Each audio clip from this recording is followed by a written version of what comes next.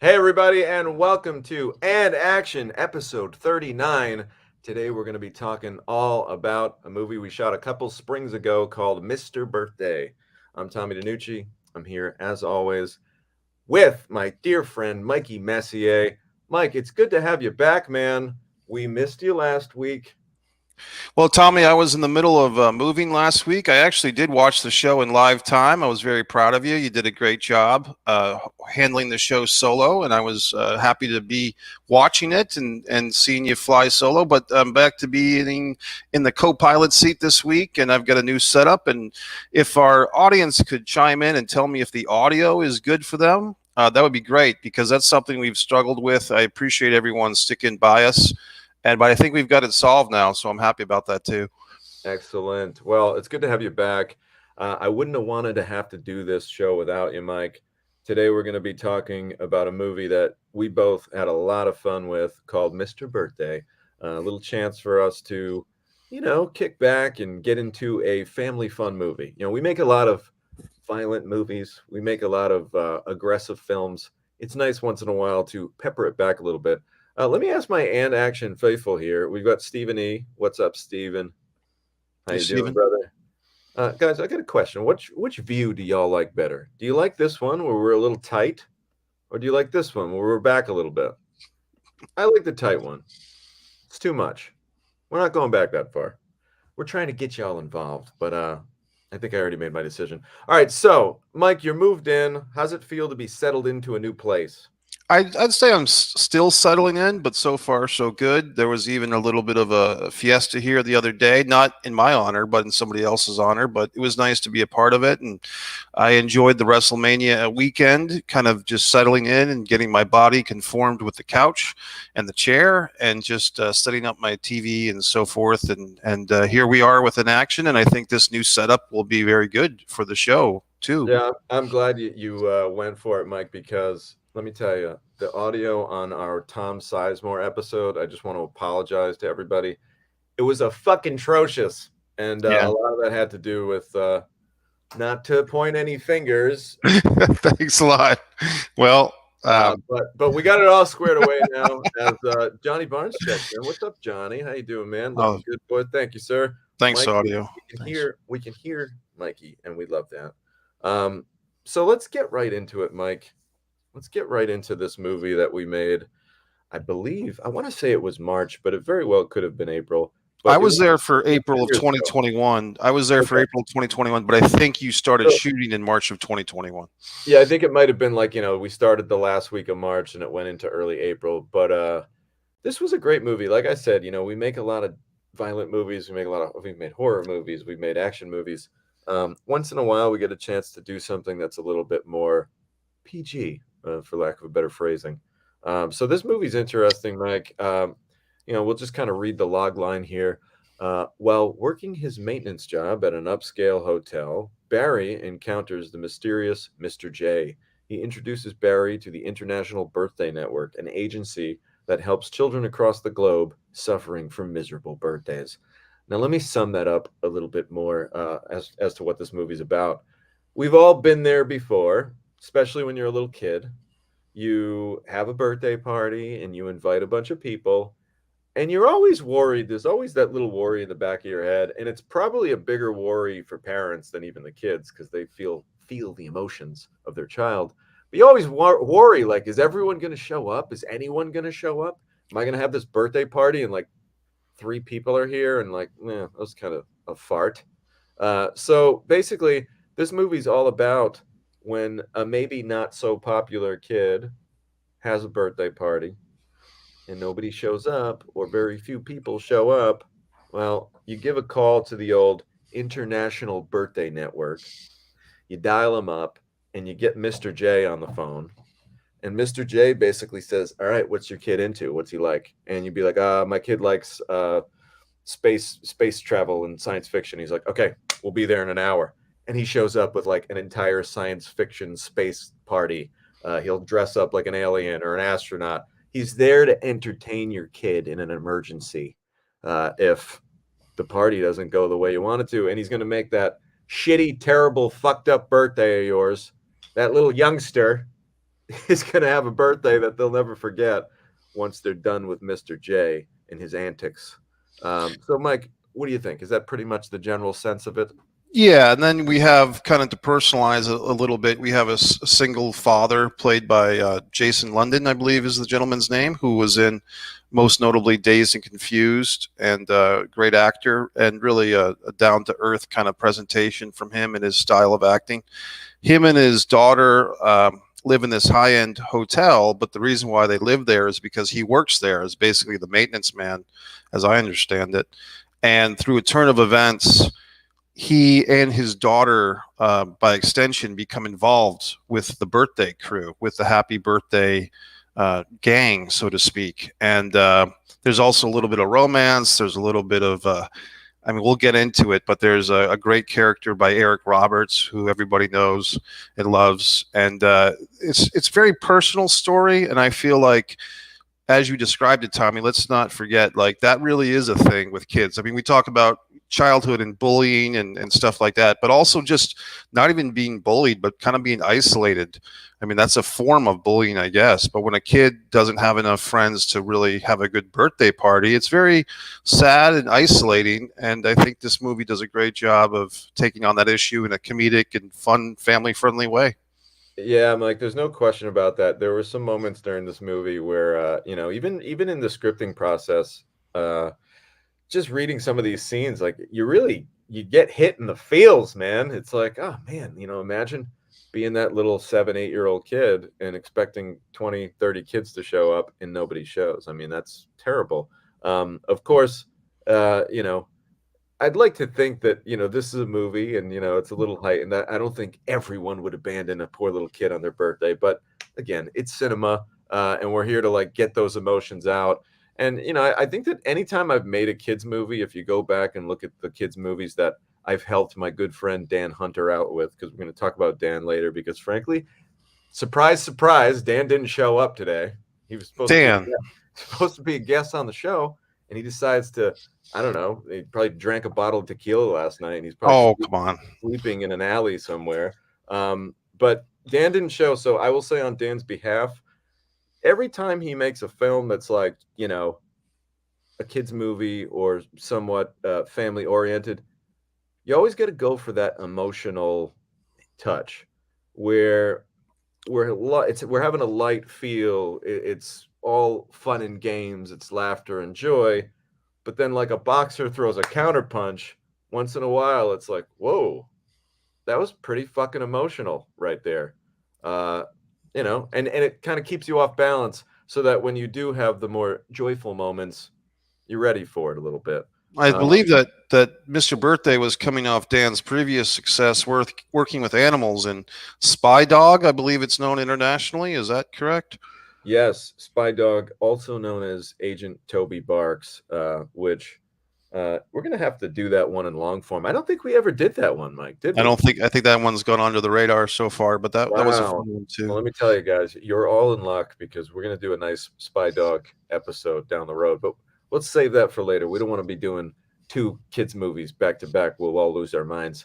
But yeah, back to the basics here. It's all about creating a little bit of emotion so that while people are watching these movies, they can laugh and they can enjoy the high points. But every once in a while, like one of those emotional scenes will kind of ground the film and make the characters more believable, make them more layered. So that's a nice kind of tip to anybody who's writing out there. Like, uh, you can be funny throughout your family comedy and you want a lot of laughs, but if you don't have sort of the highs and the lows, the highs don't quite seem as high, if that makes sense.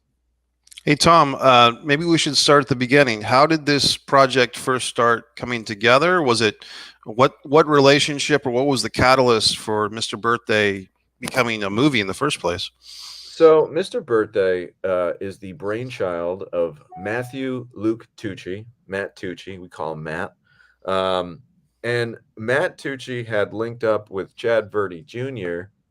and Paul Luba. And at the time, they were just kind of forming their production company together, Chad and Paul. And this was kind of going to be like the first movie out of the gate for them. Um, And it was a really cool concept. I remember hearing the concept and kind of just being, pitched it either over the phone or during a meeting with Chad Jr. Um, and I was like, oh, that's really cool. And I hadn't directed a movie in a little bit because remember, 2021, hard to think of this, but we're still kind of in that pandemic world, you know? Not kind of right in the heart of it, Tommy. Yeah. Really. Yeah. Yeah. Yeah, it's going on. Like, I don't even know, like, I don't know that the vax was out yet, or maybe it It had was just not. come out.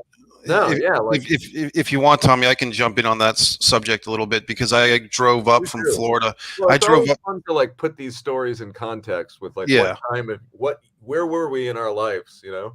I drove from Florida up to Rhode Island to be in this movie as Hank. And Tommy, I can tell you that every state. This was the first time I had been back to New England since moving to Florida in 2019. And because of the vax, the vax killed my travel in 2020. I saw you in October of 2020 in Pennsylvania Pennsylvania. Yeah. for the making the trick. But for April of 2021, I'm driving up there, and Tommy, every state I get north, more northern, the regulations are tighter, the masks are more frequent. Sure. You can't use a restroom in this place. You can't eat in this restaurant. You have to take it out. Every state going further up north was more and more COVID aware, or however you want to phrase it. It just got very increasingly intense. By the time I got to Providence, Rhode Island, I was like, wow, this is it really is different than in the South, especially Florida, where the regulations were much loosier-goosier based on the weather and other elements, political stuff. But Tommy, we were still in the middle of it. There was no sign of any vax. There was still mask regulations on the set of Mr. Birthday as well. There should be. And it was still intense times, in my opinion. Yeah, I mean, I remember we'll save this for later because I want to talk about the origin story and keep going with that. But we actually had a big scare on the set, right smack dab in the middle of the shoot, which we're going to talk about because keep in mind this was, and there's still testing on movie sets, but this is when the testing was kind of just becoming new, and it was you felt like you were playing Russian roulette every time you put that fucking thing up your nose. You're like, is this going to be the one that gets me? And Right. it's also you get that like hand grenade feel where you're like, I'm holding this hand grenade.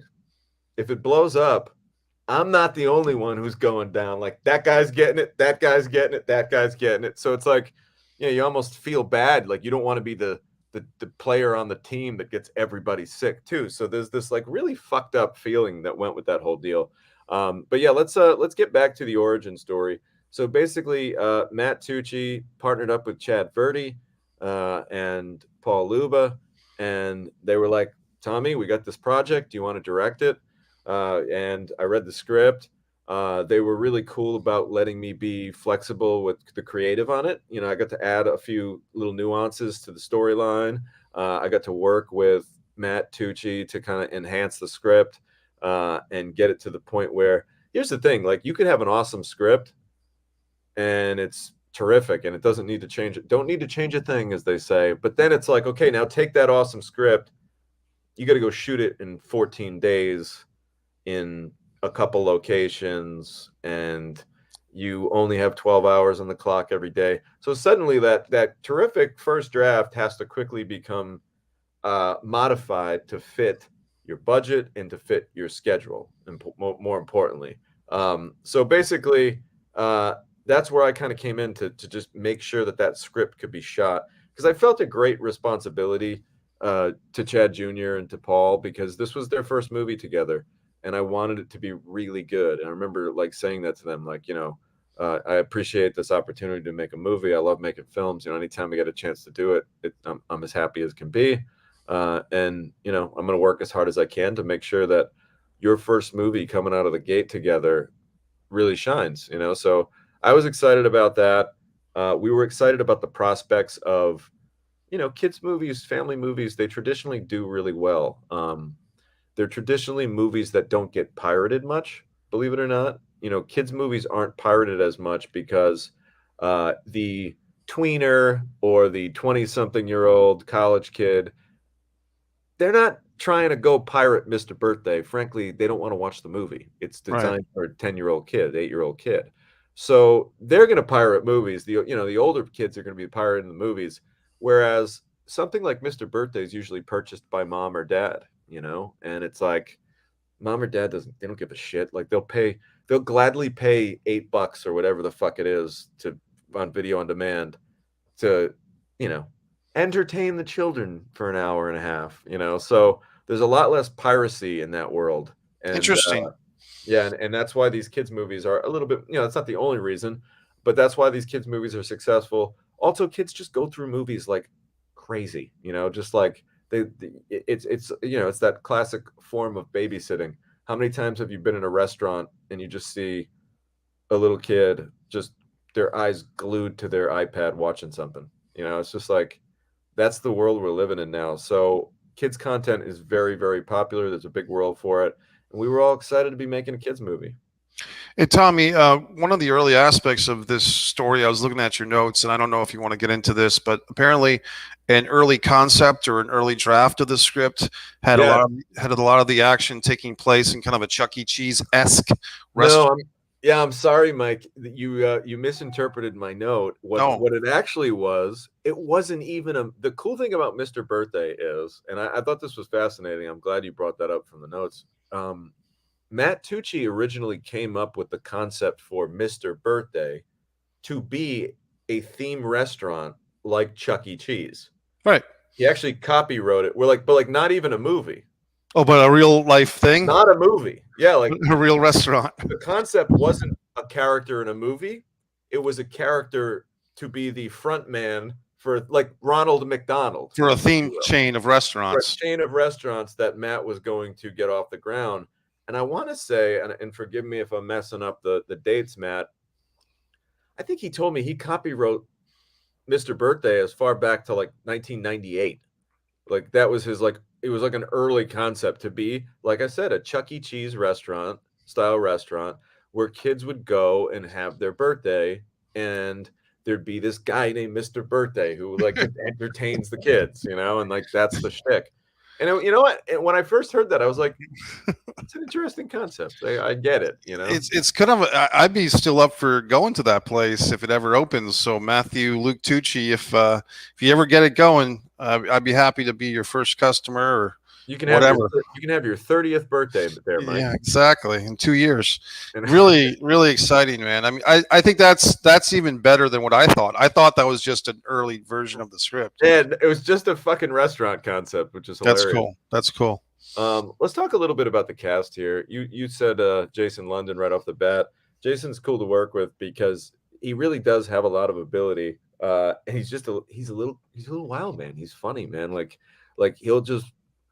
I like an actor who, doesn't mind laughing a little bit between takes. And Jason, you can certainly have fun with.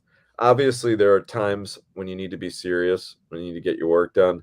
But this isn't some super dramatic war movie. We're not retelling some fucking novel that's a Pulitzer Prize winner. Like it's a kid's movie. We can keep it light. So it was fun to have a guy like Jason play the lead because, I mean, there was a lot of laughter on the in between. And sometimes when you're doing content geared towards children, for adults, there's always going to be these like, moments where you're like, this is funny for a kid, but there are some funny things on double levels. There's always that second level of comedy. So Jason really got that second level so that while you're watching it, if you're a parent, you might find it entertaining too. You know what I mean? Like, again, I'm not trying to say anything off color, but like you make the jokes hit so that they'll hit on two levels. So double entente. A little kid wouldn't really understand maybe the adult humor quite, right, but it's still there. So he did a good job with kind of nuancing some of that. And then Anna Marie Dobbins, who is just terrific. I love working with Anna Marie. I've worked with her both, gotten a chance to direct her, and also we've been on the other side of the camera together on a movie that's going to be coming out. I'm actually not sure when the release date is, but there's a film called Sins of a Preacher's Wife that we worked on together. And I believe that'll be a Lifetime movie that's coming out I'd say probably sometime this summer, although please don't quote me on that. But Anna Marie is a terrific actor. And the big thing about her performance in this movie is, again, kids movie, a lot of shenanigans, a lot of wild characters. Well, guess what? In the midst of all those wild, wacky, zany characters, you need a little bit of normalcy to ground the whole universe. And I would say, like I wish I had a better way of phrasing this, but like Anna Marie's character was the most normal character in the whole movie, right? Like Grounded. Grounded is the grounded. word I like. I like to use that. Yeah. Yeah, she was the most grounded to where some of the zaniness can almost hit on her because she is so grounded. Um, Real quick, let's check in here. Stephen E says, realistic storyline. Yeah, well, you know what? It definitely hit you in the feels at a lot of moments. Next time, do the tequila on the porch. Listen, Dan isn't even allowed on the porch, to be honest with you, Stephen. I thought Dan was volunteering at the homeless shelter today, when serving chocolate milk to everyone. No, Tommy, that's come on. not possible. Dan is probably running around yelling obscenities at a bus stop right now. Ah, gee whiz. Yeah, no, Dan's not allowed on the porch. He had one incident where I had to throw him out of here. They better run like Forrest Gump. In the subject line of each podcast, put a link to each film. Well, Great idea. that is a good idea, Stephen. We're gonna have to get my assistant to step up his game, Mike Braga. If you're watching, you should be paying attention to this, because we're gonna get, Stephen just had a good idea. I'm gonna highlight it again. Link to the film in the subject line. Just so I believe it's available on Amazon Prime, if I'm not mistaken, and I think YouTube, you can pay for either the rent or purchase the movie, I believe. Oh yeah, it's out there. At the end of the show, we'll let everybody know where to get it. Not allowed on the porch. Please don't say you tried to burn it down. No, frankly, I'm in the middle of a lawsuit with Dan, and I'm legally not even obliged to say what he did. Jeez. Also, in your Facebook and Insta stories, add the link. Yes, for sure, we will be getting on that promotion. So let's talk about Charlotte Ciano playing Jason London's character's daughter. And of course, she's new to this town. That's kind of the hook of the story. The movie opens up and it's Charlotte's character's birthday. And she's all excited because she invited everybody at her class to come to the party.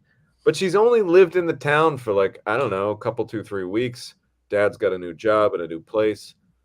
And of course, nobody shows up to her party. And that kind of spurs the entire course of events, where basically now Dad feels an extra sense of responsibility, where he needs to make sure that she acclimates to this new environment better. And it's kind of interesting. There's a scene where Mr. J, played by Fred Sullivan, who we're going to talk about next, Mr. J kind of witnesses the Jason London character entertaining his daughter. And he's just kind of watching from afar, and she's having a bad day. And Jason London's character cheers her up by just being goofy and silly and fun. And Mr. Birthday, played by Fred Sullivan, kind of like notices it. And he's like, oh, this is interesting. This guy has a natural neck to entertain kids, Mr. Birthday, Mr. J, he's getting a little on in years. He's ready to retire. He wants out. He needs to find his replacement. And that's when the kind of story ensues. So that scene right there, I remember in the scripting process working with Matt Tucci and kind of rewriting that scene myself. And I basically, I don't want to say I stole it, but I paid homage to a moment. I don't know if anyone remembers Mrs. Doubtfire. It's one of my all-time favorite movies, especially as a kid. There's a scene where Robin Williams, rest in peace, Robin, one of the greatest entertainers of all time. Robin Williams is playing a janitor at a TV studio, and it's late at night, and everybody's gone. And the TV show that he's a janitor for is kind of boring. It's kind of dated. And there's all these fun dinosaurs laid out on the table. And Robin Williams like kind of puts the mop down. He thinks he's alone, and he starts just playing with the dinosaurs and putting on an amazing show for himself. And it's hilarious. And the boss of the entire TV studio is kind of in the shadows, just like watching him. And he's like laughing to himself. He's like, this guy is just like out of control. Like, I love this guy.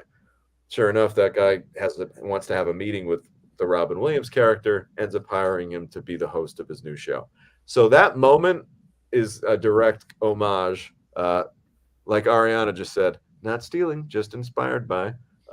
That scene in Mr. Birthday where Mr. J kind of is just clocking how talented Barry is to entertain is pretty much a direct homage from Mrs. Doubtfire for any of the cinephiles out there who would like to know deeper into Dan Hunter's process, that drunken son of a bitch. I was thinking you were going to mention the Santa Claus with Tim Allen, where he kind of inherits the role of Santa Claus. I was thinking you were going in that direction. Well, that might be a great. That is a great. You could write an essay on the comparison to that, but that just wasn't what I was thinking. But yeah, Sure. you're right. Like how Santa. You wouldn't be wrong in saying that there's some similar vibes there, where it's like, wait, what? Huh? I'm Santa now. Like I'm what? this guy. I'm Mr. Birthday now. Yeah. Okay, so let's keep moving. Let's talk about Fred Sullivan now. So Fred Sullivan, you've heard his name on this show probably several times if you're a consistent watcher of the show. Fred's a really talented actor, but he's so much more than just that. We actually met because he was my acting coach. And I took an intro to acting class when I was, I think, 20 years old. I wasn't even old enough to buy a goddamn beer when I met Fred Sullivan. And right away, we kind of hit it off. He kind of believed in me. You can always tell, you get that feeling when someone just like thinks that you're not great, but you could be. You know what I mean? In the beginning, like, all right, this guy's got some potential. And he motivated me early on to kind of stick with the whole performance side of my career. And then once I started directing, I was like, well, fuck, man. Like, this guy should be a movie star. Like, I got to start dishing him some parts. We worked together on a couple of films. And now you look back, whatever it is, almost 10 years later, I think Fred's been probably in 75% of my films. Like, he's probably been like in 7 out of 10 of them. So Fred is very active in my movie cinema universe, if you will. He played many different characters. And what's cool about Mr. J is he's the ultimate entertainer. And Fred has been entertaining people his entire life. I mean, we're talking about a guy who like started doing theater when he was a kid, like literally going to like children's theater camps as a child, and then like teaching theater to kids when he was a teenager, and then going to school. I think he went to, I want to say Hofstra. But anyway, just like, going to school for theater. Trinity Rep is a very, very well-known regional theater here in Rhode Island. He was a company member for 30 something years. So the guy has just always been entertaining and performing. So it made sense for him to play this character. But then Tommy, Fred, just to jump in on that, he kind of the character that I would say most similar to Mr. J in your film would be Ebenezer Scrooge. He played Ebenezer Scrooge many times during the Christmas Carol, and he always. I would say he's more like Mr. Fezziwig. Fezziwig, yeah. He's got because he's just so goddamn jovial in this part, right? You know what I mean? Like this guy, Mr. J, his job is to just entertain the saddest kid on the planet, right? Yeah. Like, everything that he's going to deal with, he's got to take a kid who's having their worst day of their little 7-year-old life, and he's got to make them happy. So he's just dialed up to a 15 at all times. And what's cool about him is, Fred always adds an extra nuance. He personalizes his role. And I remember he used to always say that to me when I was, early in his acting classes. Personalize, personalize, personalize. What is it about yourself that you can sort of embed into the character so that it's more believable, for lack of a better word, phrasing, wording, whatever you want to say. So for him to, in his way of personalizing this role, he's like, well, Mr. J is an entertainer. He said, Tommy, what do you think about Mr. J like having a puppet? And like he busts out the puppet and entertains some of the kids with the puppet. And I'm like, okay, that sounds cool. Like, what'd you have in mind? He's like, well, I'm going to make a puppet. And I go, okay, let me see what you got. Really not expecting much. And he made this like beautiful alligator puppet, which, looks like something out of a custom shop that you would buy. Yeah. Wonderful felt and the eyes and the teeth and beyond that, how about it actually functions as a fucking puppet? Like here's the thing about Fred. He'd never really made a puppet before. He just figured it out. I remember him sending me photos of this varying stages of this puppet, and he made the first puppet. He didn't like it. He scrapped it. I was like, that looks awesome. He's like, nah, I can make a better one. And he just trial and error, multiple trips to the Hobby Lobby. Who the fuck knows, where he got all these materials. But Fred just like perfected his puppeting skills and engineering of puppeting skills to the point where once he made one puppet, he made a second puppet, and he made like a hippo. He made a third puppet. He made like a honey badger. He made a fourth puppet. He made like 5 or 6 of these fucking puppets. He finally made a goddamn parrot, which is probably like the hallmark of all the puppets. This parakeet, which like went with a pirate costume. And it even had like a little stick on the wing so that like Fred could operate. He had his hand in the parrot's mouth, but then he had a little stick so the wing could operate. It was just like really terrific stuff. And any little kid on set, they loved the puppets. I mean, he was not wrong. He's like, well, kids love puppets. He's like, this would be great.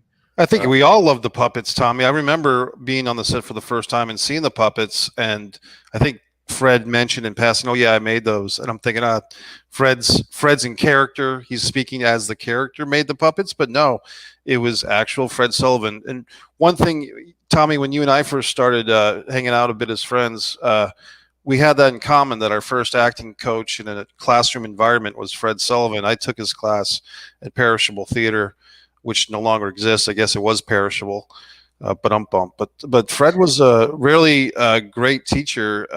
He brought out a lot in the students that hung with him, and I can see that his influence has gone like any teacher. He's taught people who've then taught other people and so forth. So Fred's really a Providence institution, so to speak. Yeah, he really is. There's a lot of people around here where if you mention Fred's name, they've got a lot of great things to say, and a big smile goes on their face. So it was awesome working with Fred. We appreciate all he did making those puppets because, for 2 reasons. Number one, obviously they were entertaining. Obviously they added an extra dimension to his character that we could have never achieved without it. But frankly, Fred went out of pocket to make those puppets. Again, I'm sure it wasn't a fortune. But forget about the money, the hours, the time. If you were to, on a low budget movie, hire a puppet, person who's actually going to create puppets, that could cost thousands of dollars to do that kind of work and put that kind of custom. We're talking about an artisan customizing something like that's always very expensive. So not only is it an addition to the movie and it enhances the entertainment factor of the film, it helps the old production budget because it's like, damn, this guy's just motivated to make this, Every time a phone rings, a puppet gets its wings. It's funny. Joe Cantor, who actually has worked sound for me. This is a shout out to Joe Cantor. Hey, this Joe. Fucking guy who I love like an uncle, but like he doesn't get it. Like I just posted on Facebook that I'm doing my show. Right. And he calls. Same thing last week. I don't know if you were watching last week, somebody called and I said, oh my God. And I said something kind of mean and I felt bad. Sure. I'm going to punch them in the face. That was him. Again? That was him last week. So this week he called. It's like he's timing out. Like, let me fuck with him. Maybe he thinks we're going to put him on the air. Like maybe he's going to do a call in. Listen, if we did that, unfortunately, and I love you, Joe, but we would lose every single one of our followers immediately. Nobody would be watching the show anymore. So I'm sorry for that interruption. Uncle Joe gets out of fucking control sometimes. But I do have a couple projects coming up with him. I do owe him a call. So maybe I'm the asshole. I don't know. Tommy, you're just going to throw in. I think at one point, Joe was kind of telling us his idea for a game show. No, please. I don't want to spend any more time on this program. Joe doesn't get any more airtime. No, he's cut. No more. We've got a show to do here. All right, let's get back to Tanya Lynch. Yes, Tanya Melendez Lynch, I believe. Yes, Tanya Melendez Lynch is a really multi-dimensional woman to have on a movie set. She's worked on both sides of the camera. She's done production work. She's been a producer. She's been a costume designer. She's Also a very talented actor, as seen in this movie. And I think what Tanya really enjoyed about this part is she's a mean lady in this movie. She's a Right. boss lady, and she gets to kick some ass verbally. And I think Tanya is a very assertive woman in her own life. And, certainly, as Fred says, got to personalize it.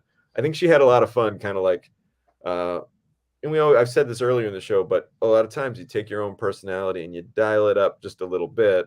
Uh, I could see Tanya just having a lot of fun with some of the lines in this and getting to do like a big bossy speech and kind of like pushing her employees around.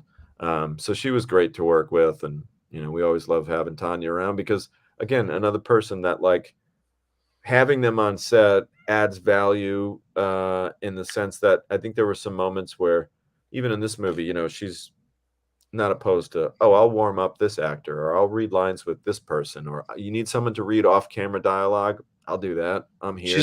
She's very involved. She's a team player and she's very talented as an actress. And I believe she had several scenes with Jason London in that boss worker dynamic, if I'm not mistaken.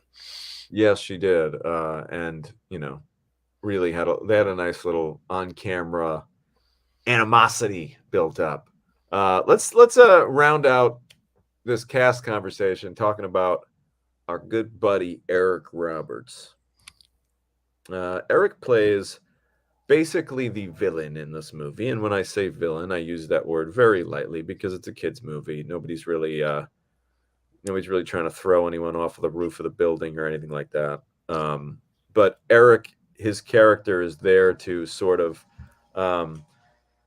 get let me shut this window here. I forget, we're podcasting during the spring now, and I forgot that podcasting during the spring means motherfuckers break their lawnmowers out and their leaf blowers out and all that bullshit that you don't realize it in the winter. But isn't that a fun? You hear that buzz in your neighborhood? That buzz isn't there in the winter. You don't realize that. The sounds of spring. Yeah, I guess with that we get flowers and we get grass and Sun. trimmed fucking hedges. So, yeah, I they got me a little distracted there, Mike. What was I talking about? Well, we're talking about Eric Roberts. Right. Eric Roberts plays the villain in this movie. And what's cool about Eric is we got him to do like a couple workout scenes in this. And Eric's a big like fitness guy. Yes. He's anytime I've worked with him, he always needs to know where the gym is and who can take me to the gym. And he's all about it. So when we were scripting this, we were like, oh, we should work in this scene where Eric's character is like, just get out of the gym.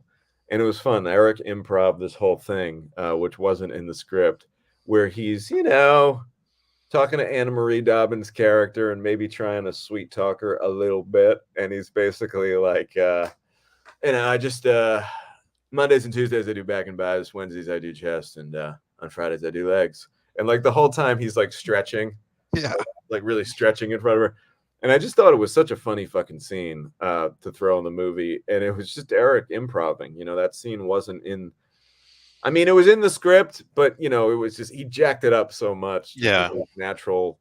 Oh, I'm a gym guy. I know the right jargon to say.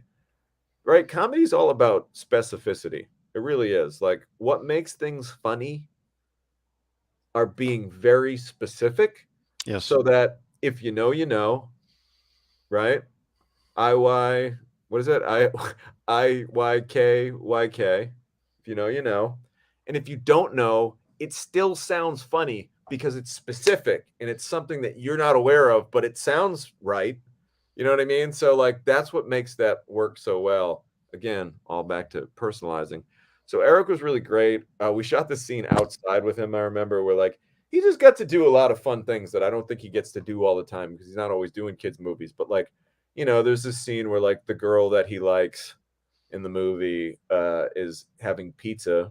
And by the girl that he likes in the movie, I should say Anna Marie Dobbins is having a little pizza date with Jason London, his character. And we've got this great shot. It's probably my favorite shot in the movie where we go from like Anna Marie Dobbins and Jason London have a nice little pizza date. And then we like jib down and we find Eric and he's just like He's just got such a Fuming. sourpuss face on, He's and it's fuming. just so fucking funny, and it's so simple, and it goes to show you how sometimes you don't need a word of fucking dialogue to just have a great moment in a film. And if any young upcoming writers or directors, or just, you don't even have to be young, if you're just starting out, never forget those moments when you're writing your script where it's like, oh wait, I don't need to say a fucking thing here. Like, I just need a great actor to make a face and look disappointed, and we got ourselves a hit, with that scene. Eric's a great actor. At the premiere, we won't go all the way there, but when I spoke to Eric Roberts at the premiere of Mr. Birthday, I said that another actor reminds me of him, which is Matthew McConaughey. If you I listen, bet you he fucking hated that. no, he loved it. He loved it. He loved it because Matthew McConaughey is very successful, and Eric saw it as a compliment, buddy. And man. but if you listen to McConaughey, that's like going up to like it's like going up to Steven Tyler and being like, you remind me of like that guy, Stephen Perry guy. No, I said to Eric, an actor reminds me of you. Not saying Eric Roberts, you remind me of McConaughey. So you made it sound like McConaughey's biting him. Exactly, which is what I think he is. I stand corrected. I thought you said, "Hey, man, no. I thought you told the guy who's been doing it for 20 years. 30 years. Right. Hey, you remind me of that guy. No, I think McConaughey, and I love McConaughey's acting as well. It's a compliment to both guys. I'd love to see them work together in something. But I think McConaughey, if you really pay attention, some of his southern drawl and some of his emphasis on words and the way that he kind of underscores things, it's very similar to what Eric Roberts has been doing since Star 80 and Runaway Train and everything else. Well, did you know that Eric Roberts is actually from Biloxi, Mississippi? So there you go with that southern drawl. Yep. That's where it comes from. So yeah, let's keep it moving. So, there were a lot of great cast members in this. A lot of people played great kind of bit parts, as my mom would always say, a bit part. Oh, you hear that term? That's like that's what my mom. She's from the old studio system. A bit part. They got a bit part in that one. She's from the studio system. Yeah, bit part. We'll talk about some great bit parts. What was nice about this movie, we should have a segment in the show almost called Bit Parts, like bit parts flashes on the screen. But I want to talk about all these great small parts, because here's the thing, and I mean this, you hear it a million times, there are no small parts. There are no small roles. Every time I see somebody's face on the camera, it's very fucking important. Even if you don't say a line of dialogue, like, you have no idea how many great takes over the years I've seen, and they've been ruined because somebody who doesn't say a word, who's supposed to just be like doing their thing in the background, felt the need to fuck it up for me. So it's like everyone here that I'm about to say, like, this isn't a joke. Like, these people are all terrific. And you know what? Who better to start with in our tribute to bit parts? This week's tribute to bit parts with David Gere, who played the zany. He's actually credited as zany basketball dad. Yeah.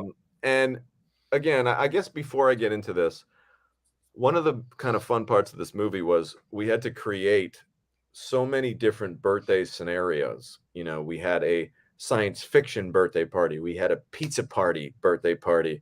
We had a bunny birthday party just in time for Easter. We had a basketball birthday party.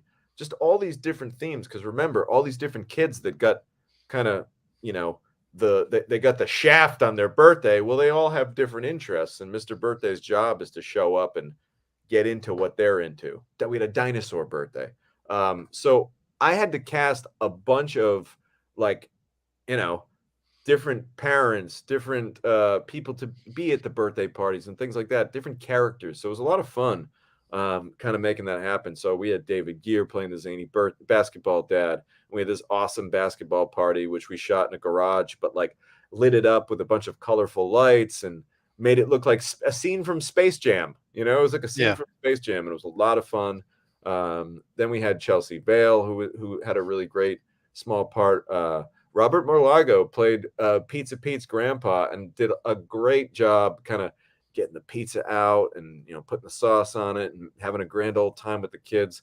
Scout Lyons plays a hotel employee, which was really, she had a fun character. She's like kind of maybe slightly lazy hotel employee that dumps some of her work on the Jason London character. She has some really great moments. Um, Recording artist Scout Lyons, I believe. yeah, Scout's also a singer. Check out her work. Throw Scout Lyons in your Google machine. Do her thing, or I want to do my thing, something like that. Yeah. Audrey Fratelli and her son Tristan, who Tristan's been in a couple of our films now. They had the dinosaur party of a lifetime, which was a lot of fun. And then, we've got Michael Dubuk, who Michael has been working with us for years as well. A lot of great, really just a great character actor. He was actually just in my last movie, Seclusion. And then, we can't forget Ari Brisbane, man. Ari Brisbane plays a teacher by the name of Mr. Alpert, which is, I got that name. I changed the name of the character because my second grade teacher was Mrs. Alpert, and I really liked her a lot. I was new. It's kind of funny. In second grade, I moved to a new school, and she was my first teacher in the new school, Mrs. Alpert. The little girl played by Charlotte Ciano, she moves to a new school. Her first teacher, who's a cool dude, is Ari. So I said, you know what? We're going to call him Mr. Alpert as an homage to my cool teacher when I first moved to a new town. So, yeah. And then, of course, Mike, there's you, buddy. You played Hank. Tell us a little bit about Hank and your character. Hank's on Team Birthday. He's one of Mr. J's assistants, and I believe that I think he's one time referenced as possibly being like the son of Mr. J's sister. So he's kind of in this job through nepotism, and he's a guy who's trying his best, but his competency level, I'd say, is not quite up to par. And when I was looking at this character, Tommy, just to get a little actory for a moment, my first instinct was, is Hank jealous of the Jason London character? Because Jason London's character is going to be the new Mr. Birthday. So does Hank kind of feel overlooked or whatever? And then I kind of realized, reading the script and getting the full balance of the story, that really wasn't the case. Hank was just more or less happy to be on the team. And if anything, he's kind of relieved that someone else is going to inherit the crown of Mr. Birthday, because Hank knows his own limitations. He doesn't really want that responsibility. So he's kind of happy just being part of the team, is the way I saw him. That's a great way to kind of create a little backstory for your characters so that when you're in any given situation that might shift or change, you know what your character's intent is. And I think that's great, Mike. That's a great interpretation because, yeah, I think Hank was kind of just, look, it's a credit to any actor who can play the dopey character, the goofy character, the slightly daft character. It's funny. It requires, and I'm putting you over when I say this, Mike, it requires a great sense of intelligence to play dumb and to play, kind of a little bit off. And I liked Hank because he came off as a little bit like, we probably wouldn't want this guy to run the show anyway, Right. which was great. And it was just terrific. Like, you had a lot of great physical comedy in there. You have a really just little things. Like, there's a fun scene where there's like an introduction VHS tape that gets played, and you blow the dust off the VHS tape. Just funny little moments like that you really nailed. And I think that's also great in a, positive, that like you decided to go against the grain and be like, wait a minute, he's not jealous of Barry. He's like, hell yeah, I don't want to fucking handle all this bullshit. Right. I just want to be here and have a couple laughs. And he's happy being a team player, and he, like The Rock would say, he knows his role and he shuts his mouth. But I enjoyed playing Hank, Tommy. I thought it was fun, and I thought that I'm trying to remember the two ladies that played my teammates on Team Birthday. I'm trying to blank on them, but two really nice ladies, and the three of us and Mr. Fred Sullivan, we had a good chemistry, and I think all of our scenes were together the way I remember it. Mike, I believe, was that the Rita character? Yes. And Michelle? Yes. Yeah, so Rita and Michelle. Rita was played by Maria Day. Yep. And Michelle was played by Michelle L. Walker. And really nice. Yeah, really nice ladies, and really just talented too. I mean, they both came from the theater. They did a little bit of singing for us. They incorporated, when you have talented actors that can do a little bit of everything, and you're in a kids movie where they're really, you get the bumpers on in the old bowling alley. You can't go wrong, right? Right. You're here to just entertain. So it's like, yeah, if you can sing a little bit, maybe you sing this line and we make it more fun for the kids. And you got to always constantly be just remember attention spans on these on adults are short as they are. On kids, you can even imagine shorter. So you really got to keep it popping.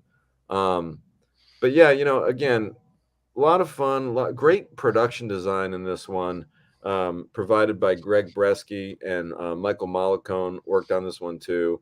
Again, just creating all these different diverse locations from a rock and roll party to a dinosaur party. A lot of great child actors in this movie. You get lucky when you can find so many talented kids in Rhode Island's a small state, man, but we have a lot of talent here. So we really were excited. Isabella Sousa, I believe is her name, was really talented playing the Tristan character. It was kind of like the mean girl in the whole show, and she's sort of like a bully, but then comes around and Nice arc. yeah, she ends up realizing the error in her ways and becomes friends with the people that she was maybe messing with early. Gabriella Spinney is a talented kid actor who plays Anne, who had a rock and roll party. Sienna McDonough had a basketball birthday party, which was really fun. We talked about Tristan playing Chase the dinosaur, kid of the dinosaur, kid of the dinosaur. That kind of sounds like a title to a movie right there. Yeah. Tristan Tarasenko, I believe that last name is correct. But just a really great cast.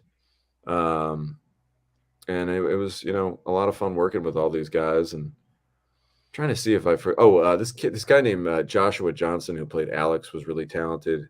Again, I don't want to forget any of these kids that were put in a lot of hard work for us. And then the crew, man, just like quick shout outs to the crew. This was a time when a lot of these people this was like one of the first times a crew of people got together that now are almost regulars in terms of all the movies that are made by Chad Jr. And Paul. This is pretty much their go-to crew. Yes, there's been people that kind of get plugged in and plugged out as time goes by, like in any profession, whether you work at a restaurant, whether you work anywhere, there's always going to be that revolving door of people that come in and out. But for the most part, the crew that worked on Mr. Birthday, a lot of them are still very much a big part of what goes on in all of Chad and Paul's movies. So pretty cool that you can imagine as you work together with a group of people more and more, you get kind of you just become a well-oiled machine. And I think this is where it all began on Mr. Birthday. Yeah, Morgan, I believe, was there, and Audrey, and some really good people, and it was nice, man, to be part of this production. Because, like I said, this is April when I'm filming.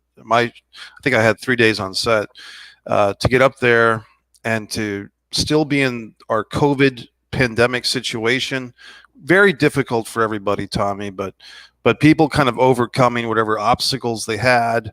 To come together and make a movie. I think I told you at the time, I was impressed just the fact that this movie is being made. And would like to thank my friend Josh Lavoie, who actually let me stay at his place in Providence. I actually had a place to stay 10 minutes away from the set, which was great. Downtown Providence can be tough to get into in the morning, but being so close, it wasn't that much of a problem. And it was good. Yeah, that's awesome, Mike. I'm glad that you were close by. And it's always, whenever there's nothing worse than being like, oh man, I got to drive like an hour to get to this fucking set. Right. So being 10, 15 minutes away is huge. Also, I shot this movie, or I directed this movie, or I should say Dan Hunter. Yeah. But he's going to come after you, man. If he tell Dan to, first off, he already did come after me, and we're literally in the midst of a legal battle right now. Entanglement. But yeah, we're in an entanglement. But this movie was shot by J. Antonio Figueroa, who shout out to, we call him Anthony too. Friends call him Ant. But the great thing about working with him on this one was we started together as like interns, basically, working with Michael Carenti, like right in downtown Providence, like right where we were shooting this movie. Like we were having coffees when we were like, in our early to mid 20s. We were sitting there at a coffee shop with Michael Carenti, listening to him, drone on about the business and, just kind of like trying to get involved any way we could.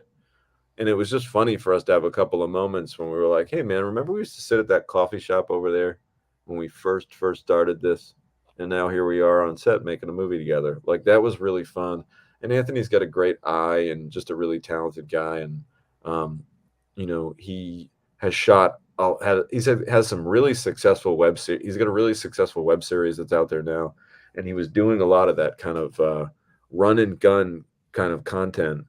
And I think he was able to really lend that style to the style of Mr. Birthday, because we had to shoot this movie so quickly. I mean, our setups had to go fast, and we had a lot to cover in like a 12 to 14 day run. So it was really fun working with him. And check out his web series. I think if you punch in, just Google J. Antonio Figueroa, you'll see all the good stuff he's created over the last little bit. Also, kind of fun thing about making movies in general. There's a restaurant called Yeleni's, which we shot in, and it's sadly no longer there. R.I.P. Yeleni's. It just closed, I want to say, like a month or two ago. And we shot some really great scenes there. And that's what's cool about film, like that was like our go-to restaurant. Like, for the whole time we shot Mr. Birthday, for the whole time we shot a movie called Johnny and Clyde, which would be coming out in May. Yeleni's was our spot. Like, we would always go to Yeleni's. Chad Jr., Paul, and I, we would always be, that'd be where we go to get a quick lunch or a drink after work or whatever. Really cool place, great pizza. They had 2 levels, beautiful building, great vibe. You could sit outside, and it's just not there anymore. However, we shot a scene in there, and now it's forever preserved. So that's what's kind of cool about film. Once something's captured, it really does live on forever. Moments in time. Tommy, yeah, like you said, it's a moment in time. You see it just the way it was that moment on that particular day, which is kind of cool, Well, I've been in that situation, capturing things on tape or video or film where something's under construction and you're capturing it before the construction begins or in the process. Or someone unfortunately might pass away and you happen to capture them on video or film, before they do pass on.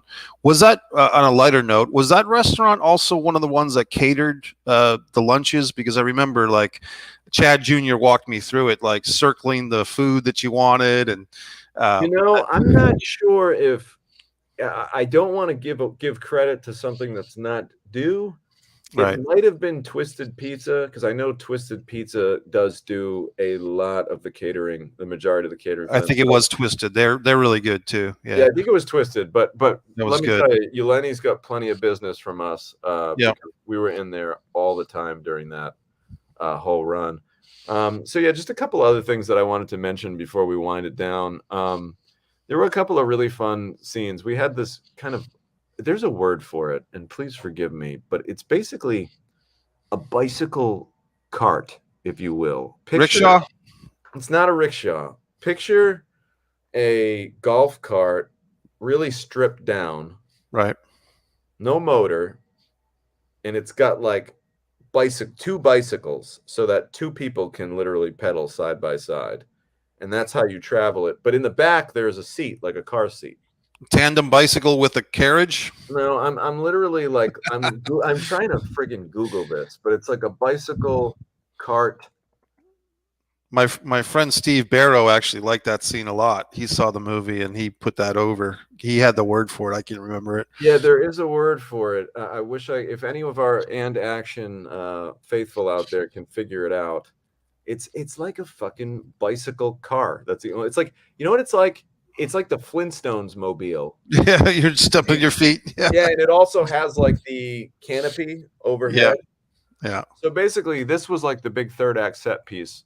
We revealed the birthday mobile, and it's Mr. J's vehicle. And it's got to be, ridden all around town, and that's what he shows up to birthday parties in. And I remember it was funny because Jason London, I don't remember if it was because he was doing a costume change or because he might have hurt his knee, or he had a knee thing, or like there was some issue where like he just couldn't friggin' pedal that thing the right way, or we didn't want him to. And Right. that's no knock to Jason, but this happens all the time where it's like, your lead actor, you don't want to overtax them. If there's a shot that you could have a body double do and you can, have them go take a break for a little bit, yeah, why not? So this was a scene where it was just pedaling this rickshaw all through Providence. And rickshaw isn't what the fucking thing is. Yeah, I yeah. wish we knew what this fucking thing was called, but it's the birthday mobile. And Chad Jr. got dressed up in the pirate costume, which is what the Jason London character had on. So he's got like striped pirate pants. He got the big flowy pirate shirt. I think he had like the headband and an eye patch.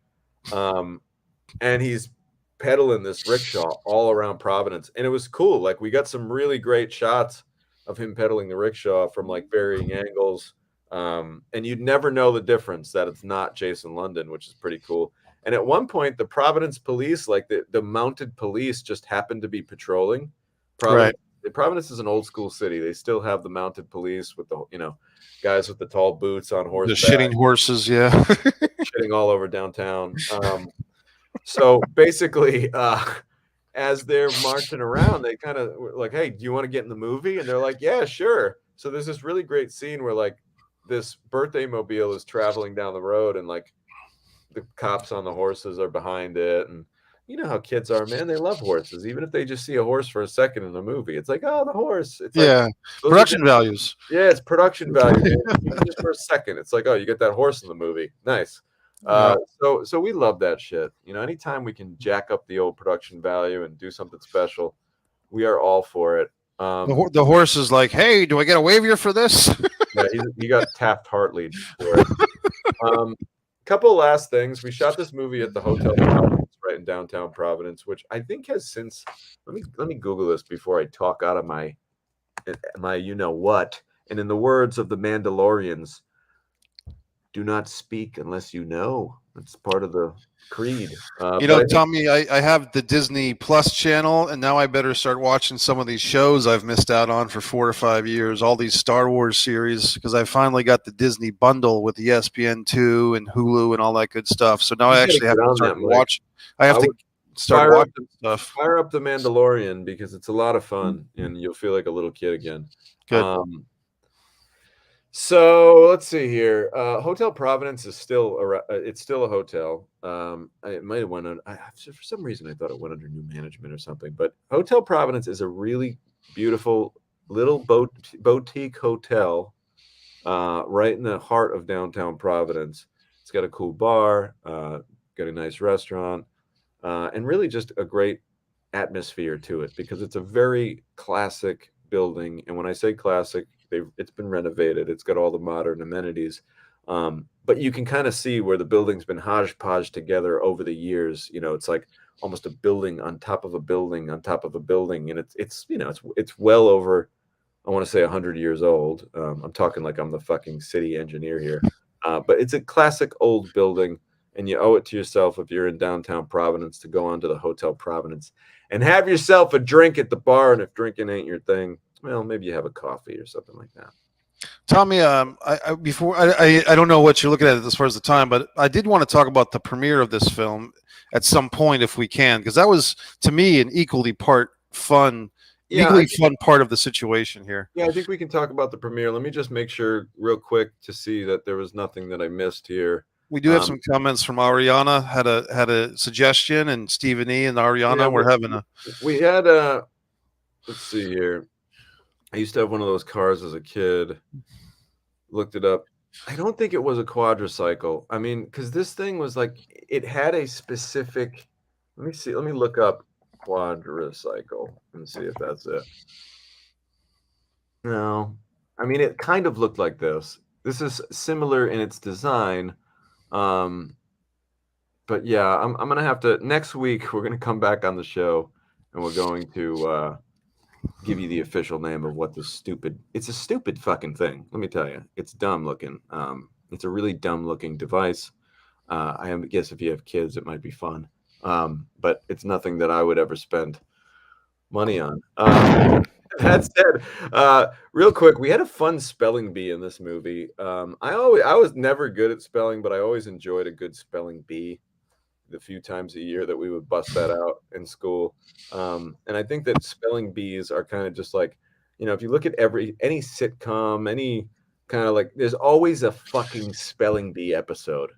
Kind of easy to shoot, and it's like a good emphasis for smart kids as opposed to jock kids. Yeah, exactly. It's like we're embracing and celebrating intelligence and the ability to capture the English language, break them motherfucking letters down and spell it out right. And that's something that should be championed, celebrated, and appreciated. And it is in Mr. Birthday. And I'm very proud of that. And it was fun. And this was a lot of, Ari just being a really great actor. But like I told Ari, I was like, listen, man, I want this to be like, this isn't just any old spelling bee. This is like the heavyweight championship of the world spelling bee. So we took the lights down and we had all these colorful spinning lights, and we made it like a wrestling match almost. Like it was like box office draw here. So everybody in school wants to know what's going to happen. And Ari really kind of like played to that well by like jacking up his enthusiasm for that scene. So just again, this is a really cute movie. Everybody, if you have kids or kind of family members that might be in that, I'd say, I don't know, Mike. Again, I'm not a professional film marketer, but I would say this movie's probably anyone from ages 5 to 10 would probably get a kick out of this movie. Yeah, I mean, it even goes to maybe up to 13. Who knows? Yeah. Depends on the kid. And also, you got to Sure. remember, Tommy, a lot of kids that might be even 14, 15, 16, 17, they might have a younger sibling that they want to watch a movie with. And I think this is a great movie for older siblings, younger siblings, parents, and kids. And you never know the exact, quadrifications of a family lineup. But I think if there's at least one kid involved, you'll be fine to watch this film. Yes, absolutely. It's a good time. Really, again, like we really tried hard with the cinematography, and we wanted it to kind of have this feel of something that was bigger. Again, we're here to entertain kids, and I remember talking to some of the crew about this, and just kind of saying like, I know it seems like just a silly kids movie that we're making right now, but you guys might not realize this, but there's at least one little kid out there that's going to watch this movie, and it's really going to affect them because they've either been through a situation where somebody didn't show up, or they've been left out, and this movie's going to pick them up a little bit. And not only that, but you never know, kids are weird.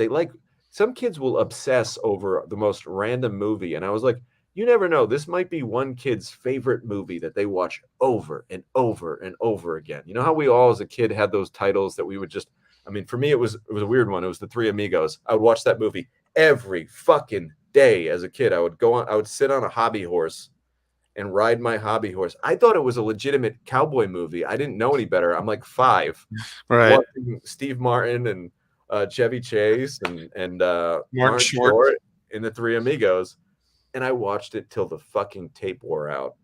Yeah. I'm old enough to where we were watching VHS tapes. So basically, you just never know what movie you make. You always got to put that effort in because you just never know like whose favorite movie it's going to be, and you might just influence somebody. So always put the goddamn effort in, no matter how insignificant or how small of a budget or how whatever.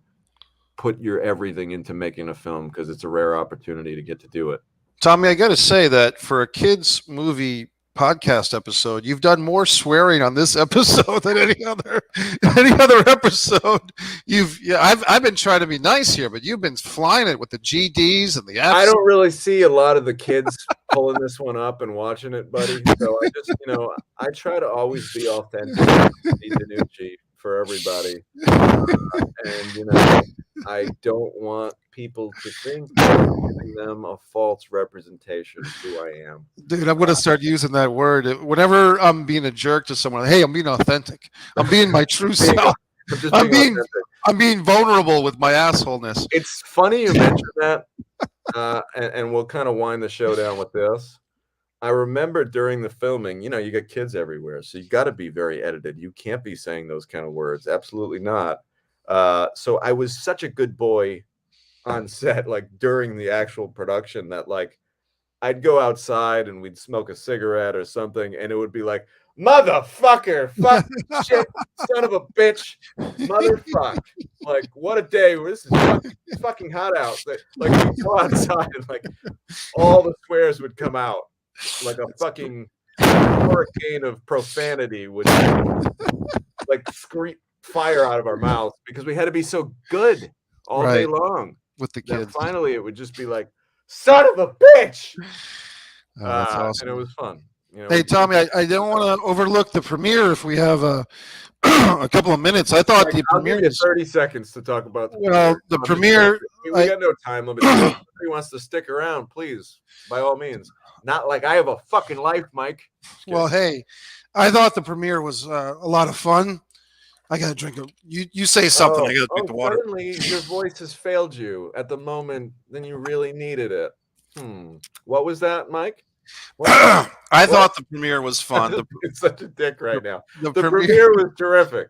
The premiere was December. I believe it was 3 days before my actual birthday in December of 2nd of 2000. You know, it's funny, Mike, because I always thought that it was actually a birthday party for you. That's right. Happened to be playing the movie that night. That's happened to be playing the movie, but it was so nice, Tommy, to see. Like, I remember at the time I was growing my hair long, so when we were filming the movie, my hair was kind of at this length or a little shorter, actually. By the time we got to the premiere of the movie, which I'll give you credit, was only about 10 months, maybe 8 months away, something like that. But December of 2021, my hair was pretty long. Everyone was shocked to see this long, mangy hair on my head. But everybody was so nice. You know, David came out, David Gear, the aforementioned Morgan and Audrey were there. Chad Verdi Jr., Paul Luba, of course.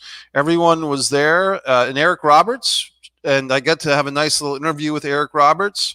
And yourself and Matthew Luke Tucci and I did an interview at the restaurant, and Eric showed up to the restaurant for the after screening party.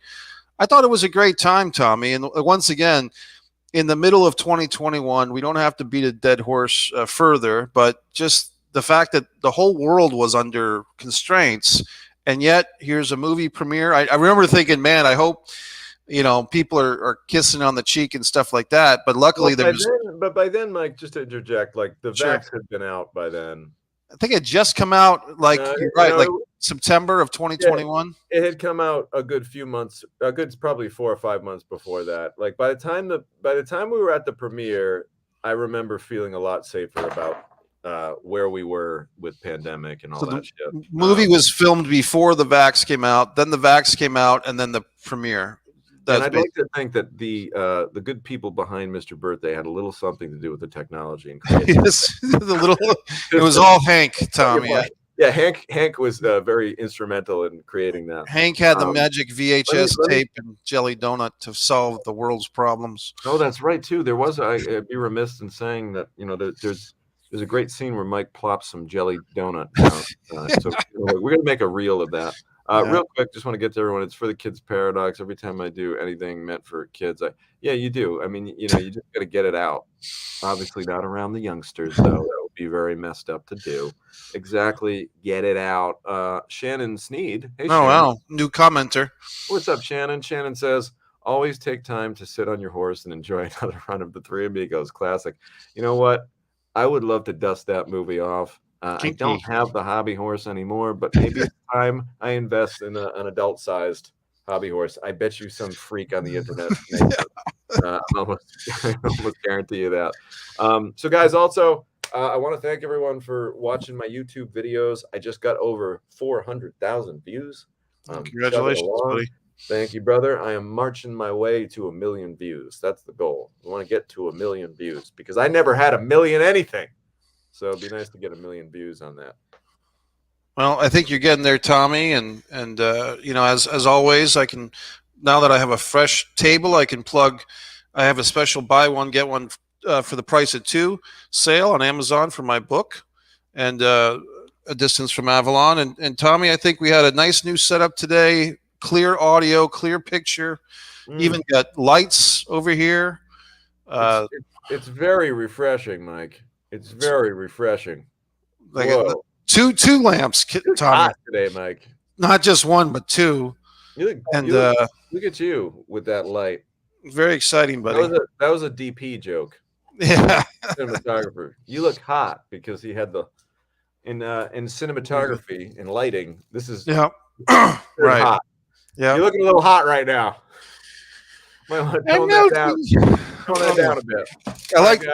Oh, geez. Everybody, we're winding this thing down. Check out the YouTube channels. You can search for Mikey Messier. Punch him in your Google machine. I'm Tom DiNucci. If you type it right in your Google, please subscribe. You guys have no idea how much it means to us every time you take that link from this program and put it onto your Facebook, put it onto your Instagram stories.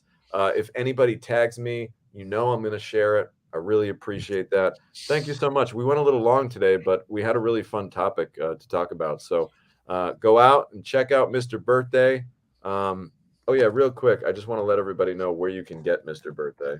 All right. YouTube, you can pay to rent or buy. Amazon Prime. Yeah, let's see here. Watch Mr. Birthday. Yeah, we got Amazon Prime. We've got, like Mike said, YouTube. It's available on Tubi, which I didn't know about as well, which is really cool. I think that's a paid thing. Yeah. Yeah, Roku. So check it out. Let us know what you think. It's a great spring movie, and the Easter Bunny even makes an appearance in the goddamn movie. So how do you like that? All right, guys. We'll see you next week when we talk about, I don't know. We're going to call it in the ring and find out. We'll let you know. Bye, guys.